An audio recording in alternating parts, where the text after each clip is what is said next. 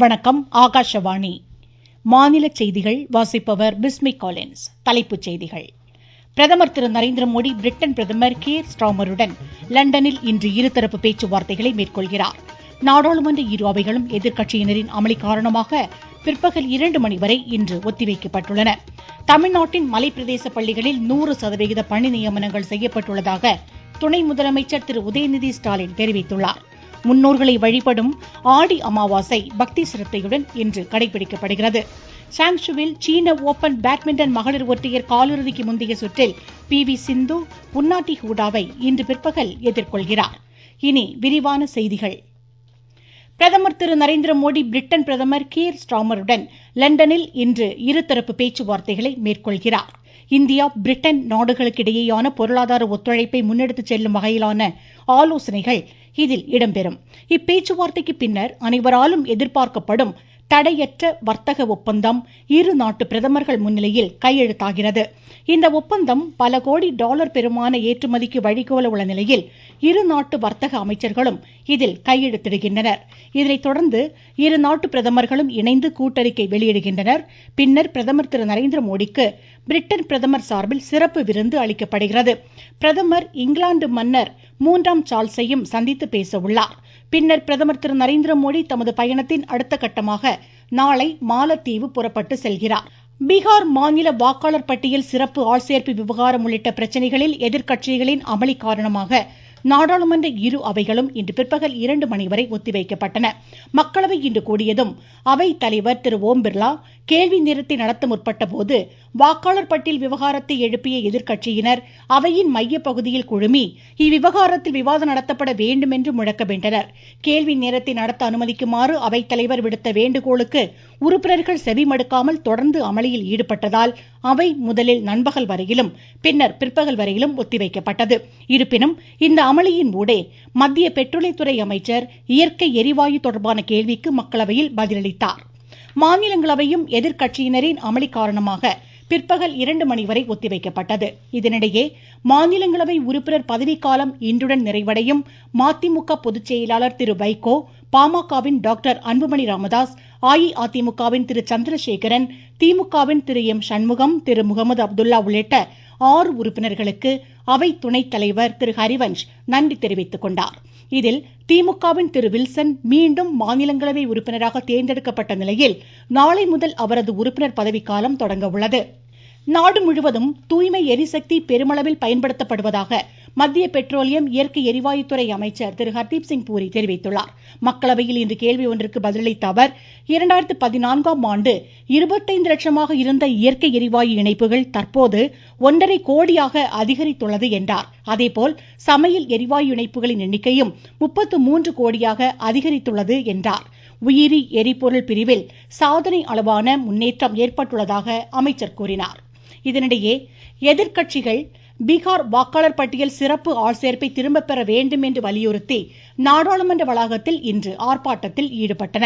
பீகார் வாக்காளர் பட்டியல் விவகாரத்தை எதிர்க்கட்சிகள் அரசியலாக்குவதாக ஐக்கிய ஜனதாதள் நாடாளுமன்ற உறுப்பினர் குற்றம் சாட்டினார். விவாதத்திற்கு மத்திய அரசு தயாராக இருந்த போதிலும் எதிர்க்கட்சிகள் இதை வேண்டுமென்றே அரசியலாக்குவதாக அவர் குறை கூறினார். முதலமைச்சர் திரு மு க ஸ்டாலின் நலமுடன் இருப்பதாக சென்னை அப்பல்லோ மருத்துவமனை இன்று வெளியிட்ட அறிக்கையில் தெரிவித்துள்ளது. அவருக்கு நடைபெற்ற ஆஞ்சியோகிராம் மருத்துவ பரிசோதனை இயல்பாக இருந்ததாக இந்த அறிக்கை கூறுகிறது. முதலமைச்சர் இன்னும் 2 நாட்களில் வழக்கமான பணிகளை மேற்கொள்வார் என்றும் தெரிவிக்கப்பட்டுள்ளது. இதனிடையே சென்னையில் செய்தியாளர்களிடம் இன்று பேசிய அமைச்சர் திரு துரைமுருகன் மருத்துவர்களின் அறிவுறுத்தலுக்கு ஏற்ப முதலமைச்சர் விரைவில் வீடு திரும்புவார் என்றார். நீங்கள் கேட்டுக்கொண்டிருப்பது ஆகாஷவாணியின் மாநில செய்தி அறிக்கை.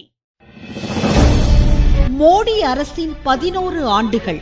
உலக பொருளாதாரத்தில் 4வது இடம், உலக தரத்திலான கட்டமைப்பு வசதிகள், 25 கோடிக்கும் மேற்பட்டோர் வறுமையிலிருந்து மீட்பு, 86 கோடிக்கும் மேற்பட்டோருக்கு இலவச உணவு தானியங்கள், அனைத்து துறைகளிலும் வளர்ச்சி, சேவை, நல்லாட்சி, ஏழைகளின் நலன். இதுவே மோடி அரசின் தாரக மந்திரம். வளர்ச்சியடைந்த இந்தியாவிற்கான நரேந்திர மோடி அரசின் பயணத்தில் இது அமுத காலம்.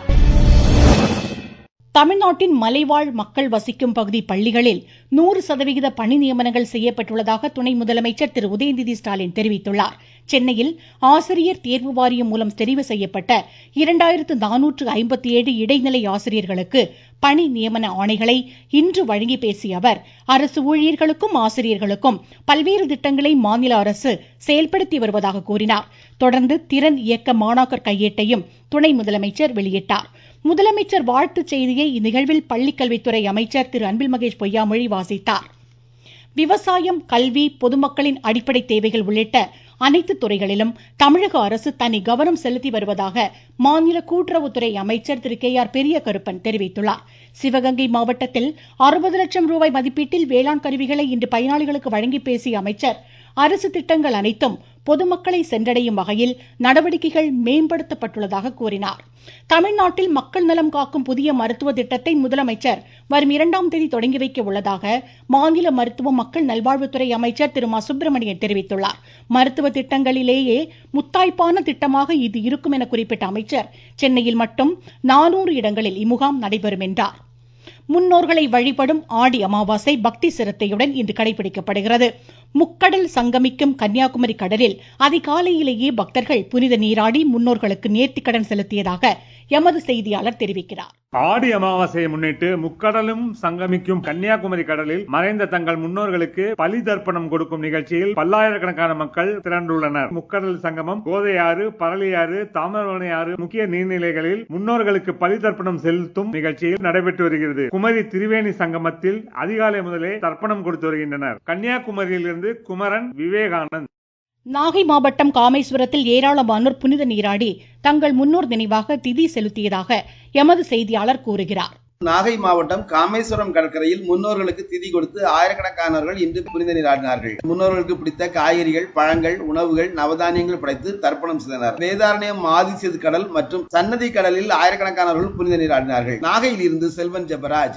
ராமேஸ்வரம் அக்னி தீர்த்த கடலில் ஏராளமானோர் புனித நீராடி வழிபட்டதாக எமது செய்தியாளர் தெரிவிக்கிறார். ராமநாதசுவாமி திருக்கோவிலில் இருந்து தங்க கருட வாகனத்தில் ராமர், லட்சுமணர், சீதை அக்னி தீர்த்தத்தில் எழுந்தருளி தீர்த்தவாரி உற்சவம் நடைபெற்றது. அதனைத் தொடர்ந்து அங்கு கூடியிருந்த ஏராளமான பக்தர்கள் அக்னி தீர்த்தத்தில் நீராடி தங்களது முன்னோர்களுக்கு தர்ப்பணம் கொடுத்தனர். 22 தீர்த்தங்களிலும் நீண்ட வரிசையில் காத்திருந்து புனித நீராடி வழிபட்டனர். ராமேஸ்வரத்திலிருந்து கார்த்திகேயன். காவிரி பாயும் தஞ்சை திருவையாறு புஷ்ப மண்டப படித்துறையில் ஏராளமானோர் புனித நீராடி மூதாதையர்களுக்கு தர்ப்பணம் கொடுத்ததாக எமது செய்தியாளர் தெரிவிக்கையில், ஆடி அமாவாசை தினத்தை ஒட்டி தஞ்சாவூர் மாவட்டம் திருவையாறு காவிரி ஆற்றின் புஷ்ய மண்டப படித்துறையில் ஏராளமானோர் முன்னோர்களுக்கு தர்ப்பணம் செய்து வழிபாடு செய்தனர். கும்பகோணம் காவிரி கரையில் அமைந்திருக்கும் டபீர் படித்துறை, பகவத் படித்துறை, அன்னலகரகாரம் அரசலாறு படித்துறை, மகாமககுள மேல்கரை உள்ளிட்ட இடங்களில் ஏராளமான மக்கள் முன்னோர்களுக்கு திதி கொடுத்து வழிபாடு செய்தனர். தஞ்சாவூரிலிருந்து ஆர் நந்தகோபால். திருப்பூர், உடுமலை, திருமூர்த்தி மலை, பாலாற்றின் கரையில் ஏராளமான மக்கள் தங்கள் நேர்த்திக் கடனை செலுத்தினார்கள். சித்தா, ஆயுர்வேதம், யுனானி, ஹோமியோபதி, பாரம்பரிய மருத்துவ படிப்புகளான மருத்துவ படிப்புகளுக்கான மாணாக்கர் சேர்க்கைக்கு இன்று முதல் tnhealth.tn.gov.in வலைதளத்தில் விண்ணப்பிக்கலாம் என அரசு அறிவித்துள்ளது. திருச்சி மாவட்டத்தைச் சேர்ந்த கிராமப்புற இளைஞர்களுக்கு சுய வேலைவாய்ப்பு பயிற்சி அளிக்கப்பட இருப்பதால் தகுதியுடையவர்கள் விண்ணப்பிக்கலாம் என்று ஆட்சித்தலைவர் திரு சரவணன் தெரிவித்துள்ளார். தருமபுரி அரசு கலைக்கல்லூரியில் தனியார் துறை வேலைவாய்ப்பு முகாம் நாளை மறுநாள் நடைபெற உள்ளதாக ஆட்சித்தலைவர் திரு சதீஷ் கூறியுள்ளார். கள்ளக்குறிச்சி மாவட்டத்தில் விவசாயிகள் குறைதீர் நாள் கூட்டம் நாளை நடைபெறுகிறது. திருச்சிராப்பள்ளி தேசிய தொழில்நுட்ப கல்விக் கழகத்தின் 21வது பட்டமளிப்பு விழா நாளை மறுநாள் நடைபெறுகிறது. இந்நிகழ்வில் 2045 பட்டதாரிகளுக்கு பட்டங்கள் வழங்கப்பட உள்ளதாக இக்கல்வி நிறுவனத்தின் இயக்குநர் டாக்டர் ஜி அகிலா இன்று திருச்சியில் செய்தியாளர்களிடம் தெரிவித்தார். சாங்ஷுவில் சீன ஓபன் பேட்மிண்டன் ஆடவர் இரட்டையர் காலிறுதிக்கு ராங்கிரெட்டி, சிராக் ஷெட்டி இணை முன்னேறியது. மகளிர் ஒற்றையர் காலிறுதிக்கு முந்தைய சுற்றில் PV சிந்து உன்னாட்டி உடாவை இன்று பிற்பகல் எதிர்கொள்கிறார். மான்செஸ்டரில் இங்கிலாந்திற்கு எதிரான 4வது டெஸ்ட் கிரிக்கெட் போட்டியின் நேற்றைய முதல் நாள் ஆட்ட நேர இறுதியில் இந்தியா தனது முதல் இன்னிங்ஸில் 4 விக்கெட் இழப்பிற்கு 264 ரன் எடுத்திருந்தது. ஷர்துல் தாக்கூர், ரவீந்திர ஜடேஜா களத்தில் உள்ள நிலையில் 2ஆம் நாள் ஆட்டம் இன்று பிற்பகல் 3:30 மணிக்கு தொடர்ந்து நடைபெறும். மீண்டும் தலைப்புச் செய்திகள். பிரதமர் திரு நரேந்திர மோடி பிரிட்டன் பிரதமர் கீர் ஸ்டாமருடன் லண்டனில் இன்று இருதரப்பு பேச்சுவார்த்தைகளை மேற்கொள்கிறார். நாடாளுமன்ற இரு அவைகளும் எதிர்க்கட்சியினரின் அமளி காரணமாக பிற்பகல் 2 மணி வரை இன்று ஒத்திவைக்கப்பட்டுள்ளன. தமிழ்நாட்டின் மலைப்பிரதேச பள்ளிகளில் 100% பணி நியமனங்கள் செய்யப்பட்டுள்ளதாக துணை முதலமைச்சர் திரு உதயநிதி ஸ்டாலின் தெரிவித்துள்ளார். முன்னோர்களை வழிபடும் ஆடி அமாவாசை பக்தி சிரத்தையுடன் இன்று கடைபிடிக்கப்படுகிறது. சாங்சுவில் சீன ஓபன் பேட்மிண்டன் மகளிர் ஒற்றையர் காலிறுதிக்கு முந்தைய சுற்றில் PV சிந்து உன்னாட்டி ஹூடாவை இன்று பிற்பகல் எதிர்கொள்கிறார். இத்துடன் இந்த செய்தி அறிக்கை முடிவடைந்தது.